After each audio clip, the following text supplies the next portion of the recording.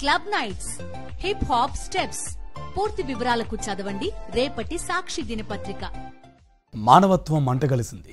Computer కాలంలోనూ కాలం చెల్లిన మూఢనమ్మకాలే పల్లెల్లో రాజ్యమేలుతున్నాయనేందుకు నల్గొండ జిల్లాలో జరిగిన ఘటనే ఉదాహరణ. ఓ ఇంటి యజమాని అత్యంత అమానవీయంగా వ్యవహరించాడు. తన ఇంట్లో అద్దెకు ఉంటున్న ఉమాపతి అనే వ్యక్తి చనిపోతే మృతదేహాన్ని ఇంటి వరకు రానివ్వలేదు. దీంతో ఊరి బస్టాండే బాధిత కుటుంబానికి నీడనిచ్చింది. ఎలాగోలా అంత్యక్రియలు పూర్తి చేశారు. ఇక ఇంటికి వెళ్దామనుకున్నారు. అయినా సరే ఆ ఇంటి యజమానికి ఉదయం కనికరించలేదు.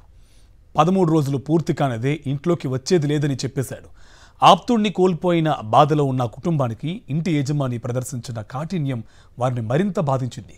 జోరువానలో బస్టాండ్ వద్దే టెంట్ వేసుకుని గడిపిన ఆ కుటుంబ దీన స్థితిని ఊరంతా చూసింది.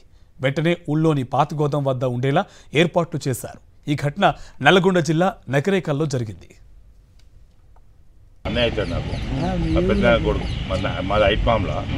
ఇట్లా చూసి చనిపోయాడని చెప్పి ఇక్కడికి వచ్చేసరికి ఇల్లుగల్లోడు ఇంట్లోకి గెలవంటున్నాడు. గెలవంటుంటే ఎట్లా ఏం చేసేది, ఎక్కడ చేసినా ఎంత సంతాంచినా ఆడు అవతలేడు, తీసేయమంటున్నాడు. తీసేమంటే సరే అని చెప్పేసి తీసుకొని వచ్చి ఏడంటే శ్మశాన వాటికలు తీసుకుపోయి ఆడ పెట్టినాం. గార్డెన్ తీసుకొచ్చినాక దానం పెట్టి అయిపోయిన తర్వాత మన వీళ్ళు 10 రోజుల దాకా ఎవరు రాని ఇళ్ళకి రాని అట్లా అని చెప్పేసి ఇక్కడ అంటే పెద్ద మనసు ఊళ్ళో అందరూ ఇక్కడ ఉంటారని చెప్పేసి ఇది చూపించారు. పాత బిల్డింగ్ అంటే అలా ఇక్కడ ఉండి కార్యక్రమాలు చేసుకొని ఉంటున్నాము. ఇక మరి ఇసుంటి ఇక ఎవరికైనా రావచ్చు అని ఎవరింట్లో చనిపోతే ఇసుంటి ఈ కమిటీ హాల్ ఇట్లా కట్టించేసి ఇట్లాంటి ఇల్లు లేని వాళ్ళకు ఉంటే బాగుంటుంది అని ఇళ్ళనే ఉంటున్నారు.